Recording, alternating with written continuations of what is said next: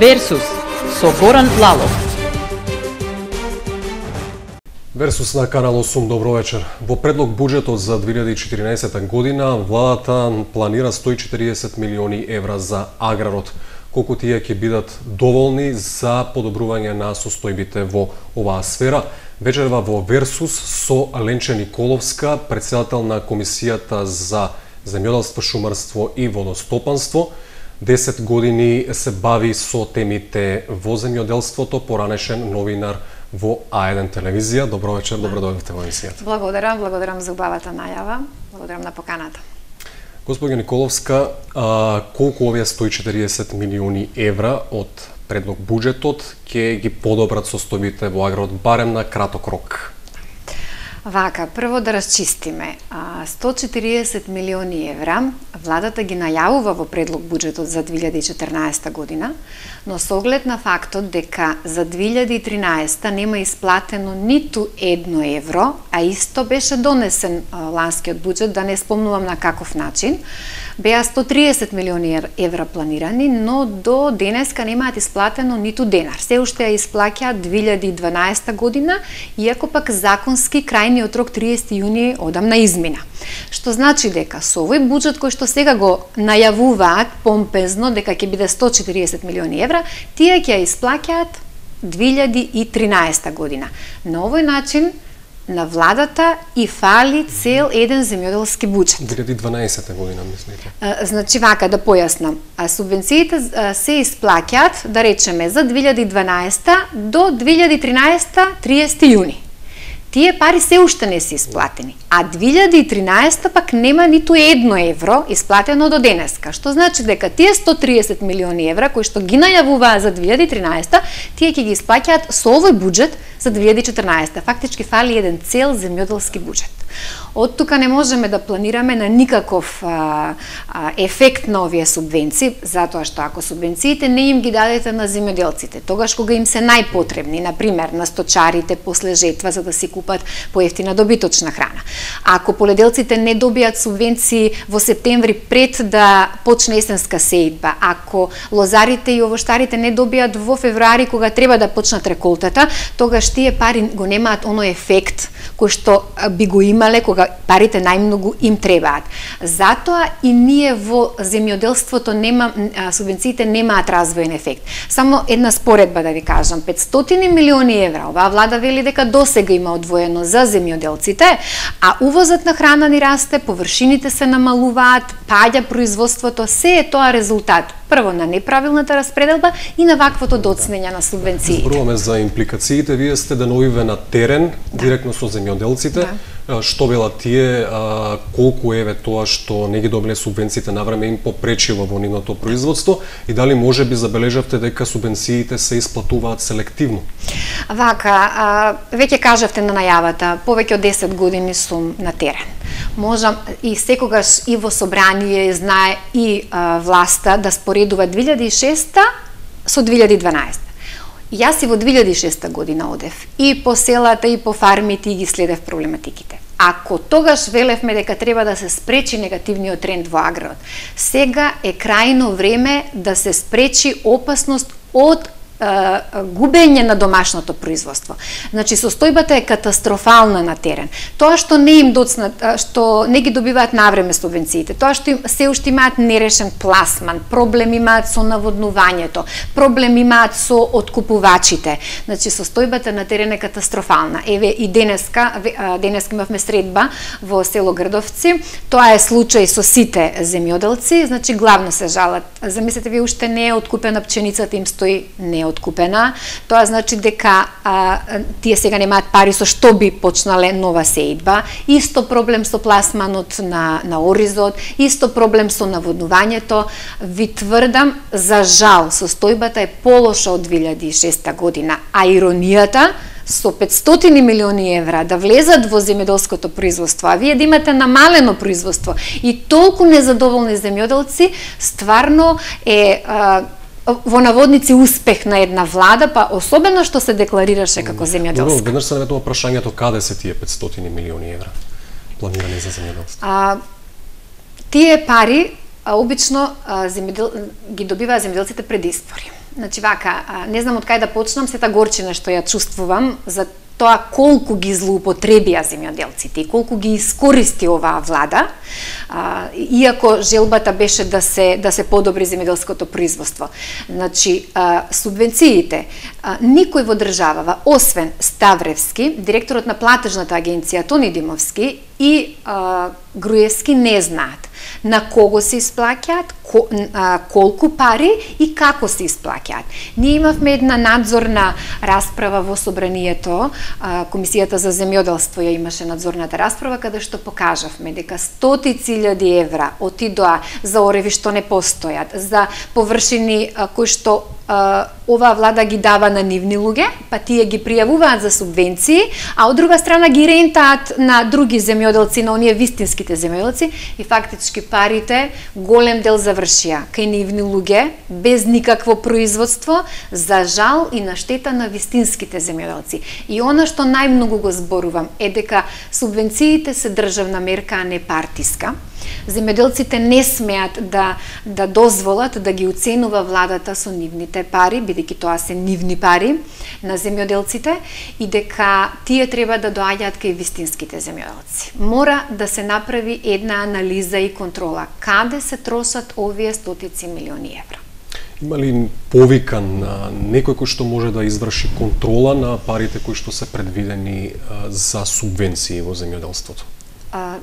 Како што веќе кажав, значи, тие тројца луѓе, тие што знаат каде се трошат субвенциите, тие треба, односно служби треба да оценат каква е анализата на исплатените субвенции. Кој е ефектот просто од тие субвенции? Тогаш ќе се види, впрочем, дека парите завршуваат кај луѓе блиски на власта, а при тоа немаме никакво производство.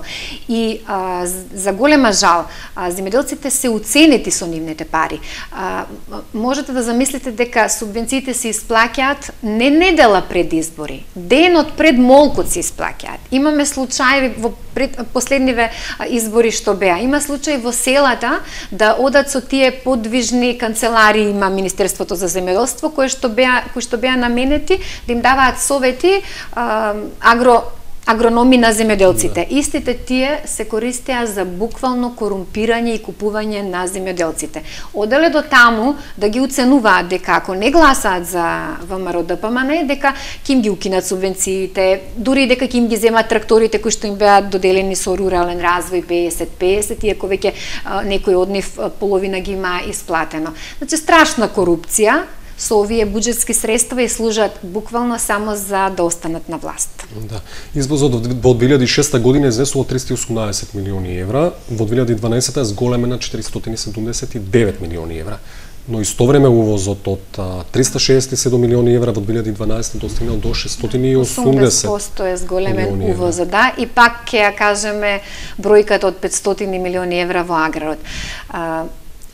За увозот сакам да ви кажам нешто. Од 680 милиони евра ги имам прерачунато дека околу 100 милиони отпаѓаат на производи што реално не можеме тука да ги произведеме. Но 500 милиони евра се за производи што можеме. Да речеме 100 милиони евра даваме од државата, значи има одлив на девизи за месо и месни преработки. 100 милиони годишно од оваа држава се одлеваат за увоз на млеко и млечни производи. 30 милиони евра се одлеваат за шеќер, 30 милиони евра за масло за јадење.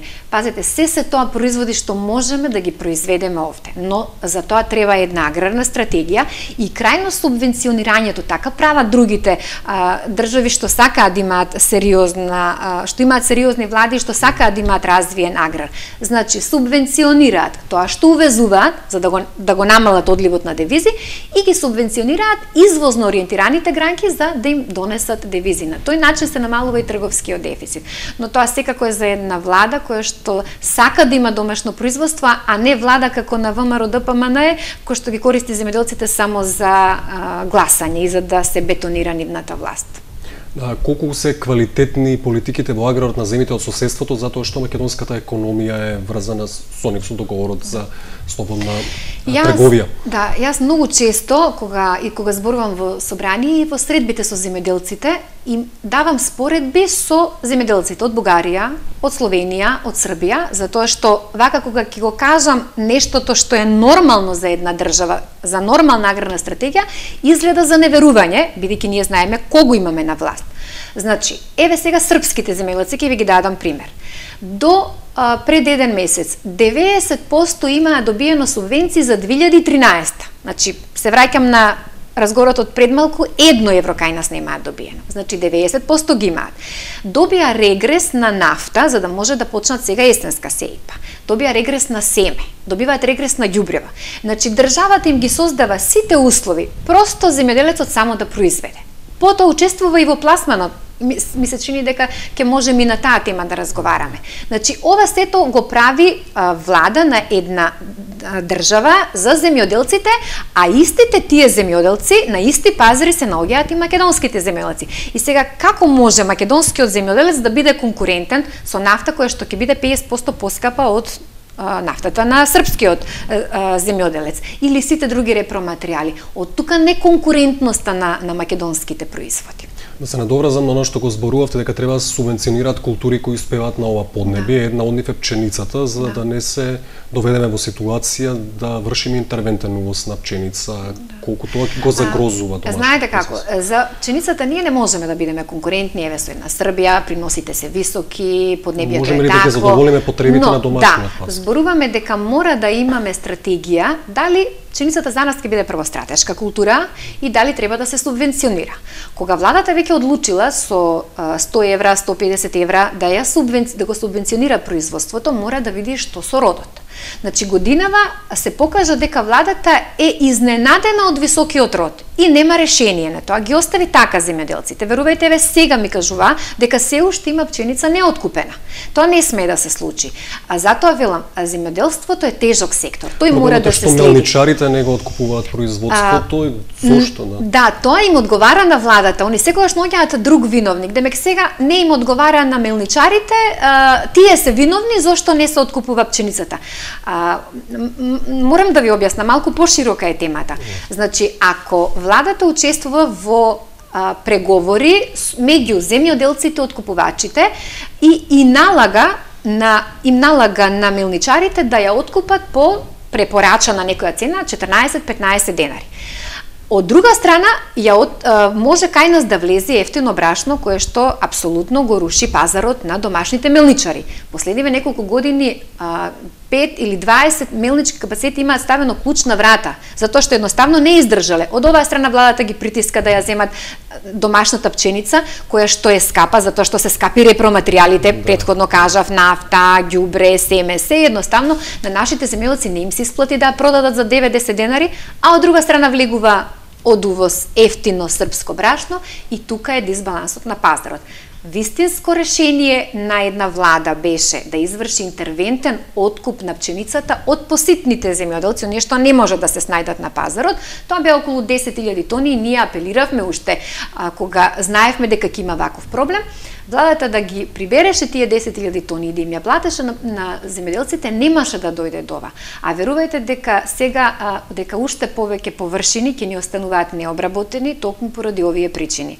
Годишно 200.000 хектари статистички веќе ние имаме необработена површина. Тоа е страшно, 1/3 од земјата која што треба да се обработува, ние не ја обработуваме. Колку беше добра мерката на владата за условен увоз на пченица со сразмер 1:4? Да. И па видете, пак е тоа мерка која што мерка која што ништо нема да ја чини владата. Значи сега морам да ви објаснам. Ако направиш интервентен откуп, ќе треба 2 милиони евра за 10.000 тони. Ма тие пари немаше да бидат потрошени како за споменици, тие пари пак ќе си ги вратеше владата кога во јануари ќе ја пуштеше пченицата. Ама не сака да даде 2 милиони. Сите мерки ќе ги најде што ќе удрат по туѓ грб. Удри по мелничарите. Демек тие не ќе да откупуваат. Па спушти рампа. Па Косово се побуни затоа што тоа е кршење на спогодби кои што ги имаме. Повторувам, нема проблем што го имаат земјоделците, а што една влада не може да го реши согласно закон доколку сака. Ова кај нас се покажува дека не ги интересира. Ова влада не ја интересира нит земјоделско производство, нит земјоделци, освен за гласање. Дали заштитата на домашното производство нужно еве како што беше случајов пред извесно време ќе повлече домино ефект да земите од соседството се одлучат за ембарго на производите кои што доаѓаат од Македонија? Па јас мислам дека не можат другите држави да не толерираат и за се да бидат други виновни. Нас не беа виновни хрватите за јаболкото, па не беа виновни србите за пченицата, па после не беше виновна косовската влада за брашното. Како и за име и за се друго што се некој друг е виновен, ние затоа имаме влада, за да ги решава проблемите на домашен терен и да изнаоѓа начини, а начини, верувајте, има. И тоа согласно закон начини може. Само земјоделското производство секаде во светот е непрофитабилна гранка. Таа мора да се субвенционира и да им се помага на земјоделците. И од друга страна, еве со кои други искуства што сум гледала, секаде за земјоделството и политичките партии, колку и да се разликуваат, тие се единствени кога се работи за земјоделството. Ако треба да се откупи производ, ако треба да им се помогне после суша или после поплава, значи не постои разлика во политичките партии. Кај нас во собрание, само јас не знам колку амандмани и закони сум поднела, амандман за нафта по ефтина барам веќе 2 години во собрание. Но не, апсолутно ништо не се прифаќа затоа што е од опозицијата. Рековте ќе зборуваме и сами за пласманот, тоа е малку поширока тема, па може да се задржиме и малку на специфични култури како што е оризот карактеристичен за Кочанскиот регион. Да. За оризот имаше добро до пред некое време мерките, субвенционирањето покажа барем статистички пораст на површините под ориз. Но повторно ќе речам дека без никаква стратегија, без проблемот да им се реши со наводнувањето што го имаат, ако се остават така земјоделците препуштени само на трговците, тогаш сигурно нема да имаме задоволни земјоделци и зголемено производство. Знаете, нашата влада знае да каже, тоа се пазарни услови и сега тоа е проблем меѓу трговецот и меѓу откупувачот и меѓу производителот. Не е така. Постојат договори, постои закон. Ако откупувачот не го почитува договорот, мора да се санкционира. Или не може вие да го препуштите на трговецот на толку високи цени на репроматеријали, на неквалитетни заштитни средства. Па колку години земјоделците веќе се жалат на тие неквалитетни препарати, ништо не се превзема и во тој поглед. Значи не смеат да се остават земјоделците препуштени само на трговците. Може да се спречи увозот на неквалитетни препарати? Се може доколку се сака, особено што тоа се бизниси во милиони евра и бизнисот со заштитни средства и бизнисот со ѓубриво мислам дека е над 20 милиони евра и не ќам сега да зборувам паушално, ама јас се сомневам дека исто тука се луѓе блиски на власта, кои што знаат да искористат, се препакуваат заштитни средства со помала активна материја, луѓето прскаат, даваат дополнителни пари, а ефект го нема и не може да нема контрола на тоа. Ние имаме цел државен земјоделски инспекторат, но повторно доаѓам до она несигурност и безпомошност на земјоделецот. Тој нема кај да се обрати. Ако не му плати откупувачот, не знае кај да оди. Ако земе погрешен неквалитетни заштитни средства, нема каде да се пожали. Семе ќе фрли, ништо нема да никне, пак нема кај да се пожали. Таа е безпомошноста на земјоделецот за кој што најмногу ми е жал, бидејќи мислам дека потешка и понервозна работа од земјоделската нема и дека тука мора да им се помогне на земјоделците. Да, зборуваме за производителите, за трговците, но да ги споменеме и потрошувачите. Колку тие може да бидат сигурни дека употребуваат безбедна храна со оглед на ова што го зборуваме и репроматеријалите и другите пестициди, хербициди кои што се сомнително потекло, а кои што јавна тајна е дека се присутни на. Да, актуелно беше и деновиве и Мене ми е само жал кога сета вина ќе се префрли на тоа колку земјоделците биле неедуцирани и колку тие не знаеле како да прскаат. Сега јас не дека ги бранам земјоделците, ама ако вие имате едно министерство за земјоделство со над 1000 вработени и нема кој на земјоделецот да му каже, јас дури одам до тоа да му каже што да насе, кога да го насе, значи затоа постојат тие стручни служби, тогаш не можете вие вината само на земјоделецот да ја префрлите. И повторно доаѓам до моментот на инспекцијата. Мора да се контролира што се продава по тие земјоделски аптеки. Но и таму предпоставувам дека корупцијата е на високо ниво. Да, кога зборуваме за корупција и за затајување на институциите, неодамна објавите дека јавното предпријатие Пасишта е претворено во дугло за криминал и корупција на владата. Да. Јавното предпријатие Пасишта веќе подолго време знае сточарите да ми се пожалат дека се даваат концесии за пасишта без јавен оглас, дека постои самоволие, но последните информации што ги имамо таму се запрепастувачки. Значи, вистинско дувло на криминал и корупција. Замислете, именуваната директорка од ДУИ, која што е веќе 3 години директорка на јавното предпријатие Пасишта, секој ден на работа доаѓала со сопругот и фактички сопругот го води главниот збор во јавното предпријатие.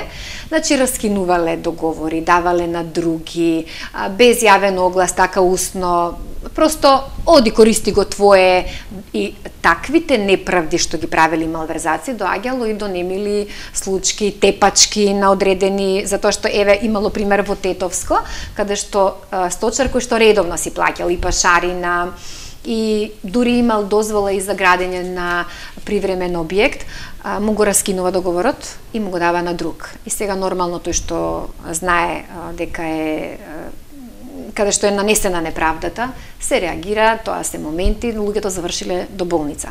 Значи, сакам да кажам дека таков хаос владее, директорката не почитувала ниту членови, ниту одлуки на управен одбор и мене ми е чудно 3 години да се толерира вакво неработење и да не е запознаена власта.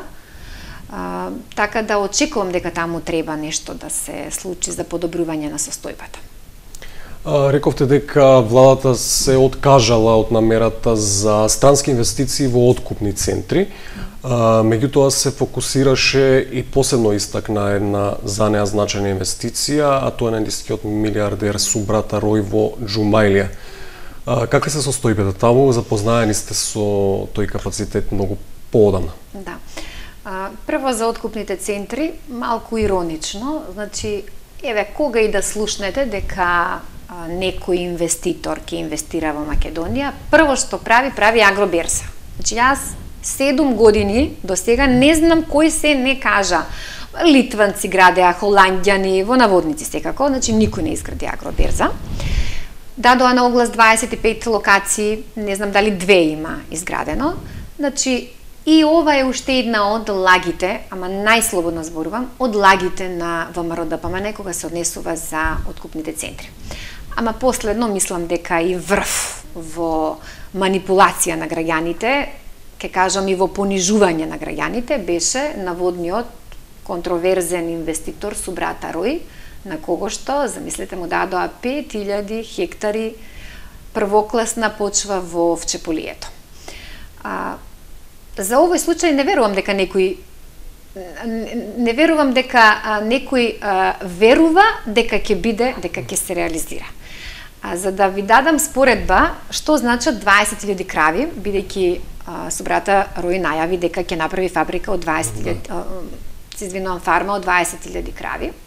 Значи, ако да ги наредите 20.000 крави вака една пред друга, бидејќи една крава 2,5 метри, тоа ви е како 2 хектари од Скопје до Велес. Значи, цел автопат кравите на субрата Рој. Тоа е толку несериозно, што просто ги навредува луѓето кои што ја знаат оваа проблематика. И сега што се случува? Даваат свечено отварање на субрата Рој на Џумаилија, прва бразда заорува Ставревски качен на трактор, ама на позајмен трактор, бидејќи истите тие 3 трактори ги спакували и ги вратиле назад кај увозникот, значи субрата Рој нема ни трактори. Сега знам дека ангажирале, оделе по селата, менаџментот на фирмава, ангажирале земјоделци кои што имаат поголема механизација да ги изораат нивите. Имало околу 800 хектари, така рекоа, дека веќе ги изорале, ама пак не им платиле на земјоделците и се откажале. Сега, дури ми е вака непријатно кога ќе зборувам колку е тоа малверзација, колку е навреда за граѓаните и за земјоделците. Тој случај со Собрата Рој, ја мислам дека ќе дојде време ќе сватиме уствари за каков криминал тука се работи. Жално е само што тие 5000 хектари му ги имаат дадено на Собрата Рој на 15 години концесија, но со новиот закон за земјоделство, за продажба на земјоделската земја, тој може сега да ја купи. Лично тој не, бидејќи странци не можат, ама Сушанто и Саманто Рој стана наши државјани, Нели Груевски им даде државјанство прекоре, значи може да не се случи и земјата да ја купат. И тоа е поразително за нашата држава. Кога сме кај наводните контроверзни и шпекулативни инвестиции, ќе се навратам на една, тогаш ја следевте, претпоставам, како новинар во А1 телевизија. Гринфилд инвестицијата Сведмилк. Па мислам дека прва беше Сведмилк, а ова е втора поголема со Џумаилија. Сведмилк му ја дадоа на Моше Баум за 1 евро. Тоа е криминал таму 28 милиони евра. И таа Сведмилк фактички го уништи македонското млекопроизводство, кое што сега и статистички веќе е 50% намалено. Значи, не знам од каде да почнам, колку штета направи долгорочно, бидејќи сточарството не е како во, да речеме, поледелството едногодишна култура, значи треба години да се врати, да се обнови добиточниот фонд, огромна загуба за сточарите и повторувам, ова што сега се случува со Џумаилија, со Собрата Рој, бидејќи пак и исти актери и за Сведмилк се спомнуваш името на Ставревски, таму главната улога ја одигра сегашниот заменик министер за економија Христијан Делев и тоа е чудо едно како Груевски најголемите, да речам, уништувачи на македонскиот аграр, како ги наградува наместо да ги тргне. Значи, тие ја играат таму главната улога и се сомневам дека не била замешана владата, бидејќи 28 милиони евра да направите криминал во 2 години, тоа не може така да биде, да помине. Во својата нова програма Решенија за Македонија, СДСМ нуди спектар на мерки во земјоделството, што би требало да значи подобрување на состојбите во него, што е она итно и неодложно, кое што не може да чека, од каде што ќе стартувате при имплементацијата на мерките. Така. Проблемите во земјоделството се големи, но ако може да се каже кои се најсуштинските проблеми, што е она што најмногу им треба на земјоделците, тоа се неколку мерки.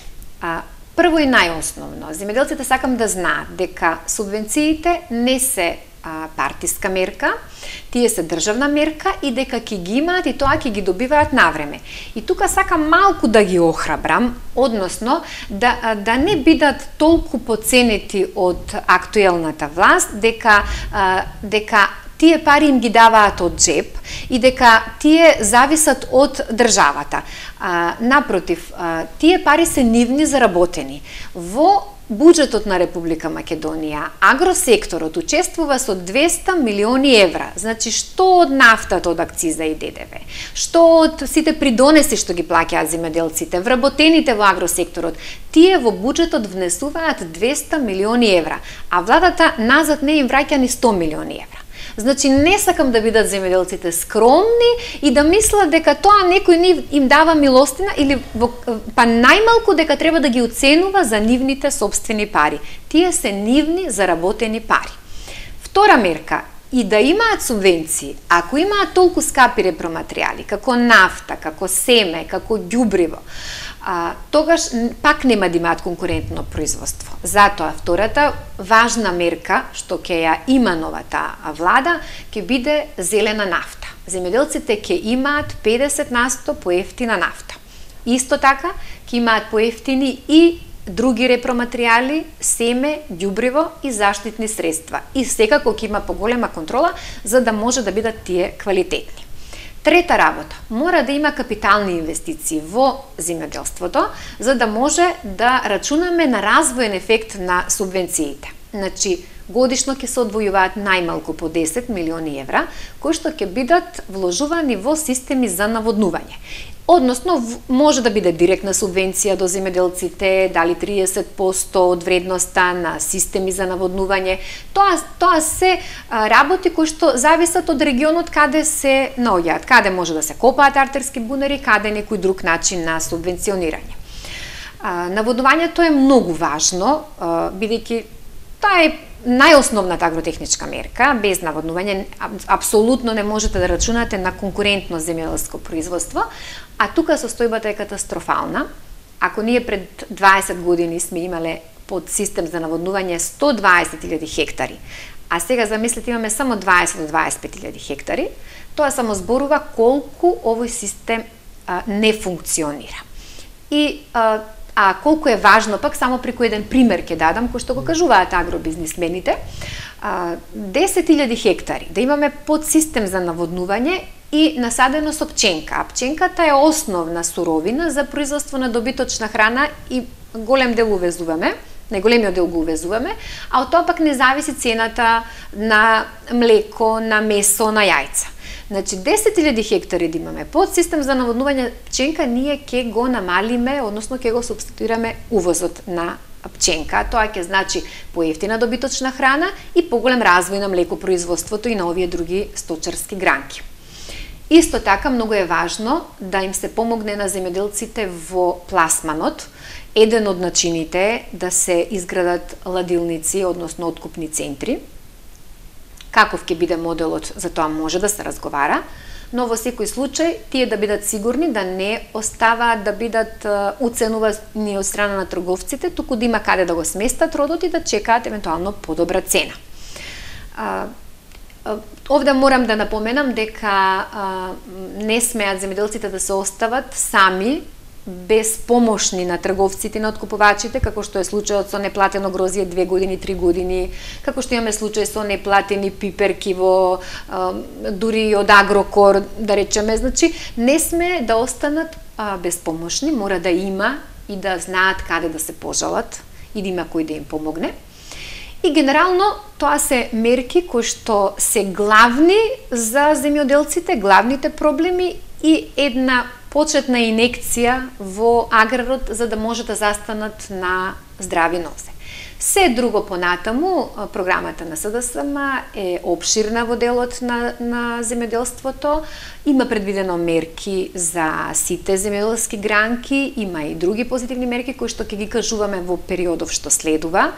И можам да кажам дека и овие ја што ги зборувам, не се дека ние нешто сме ги измислиле сега, тоа се искуства од другите земји, но и она што сум го работела 10 години со бизнисмените и со земјоделците.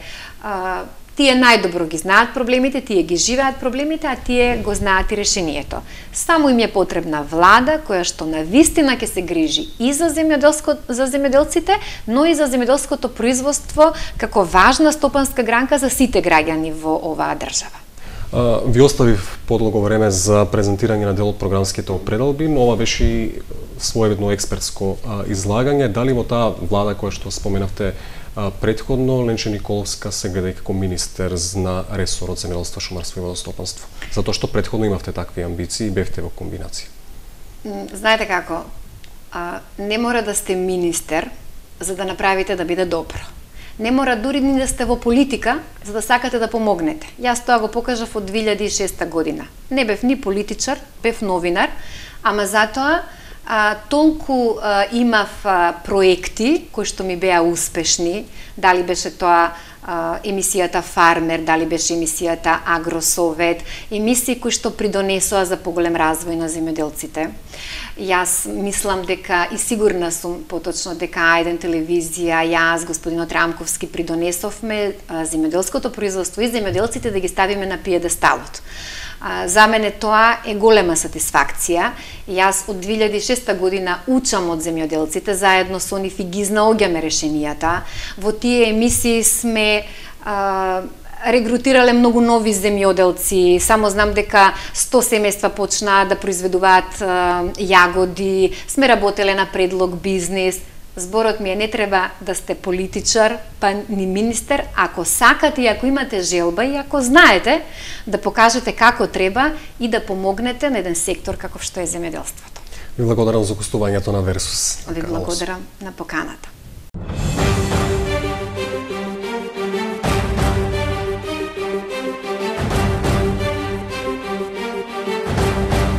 Версус со Горан Лалов.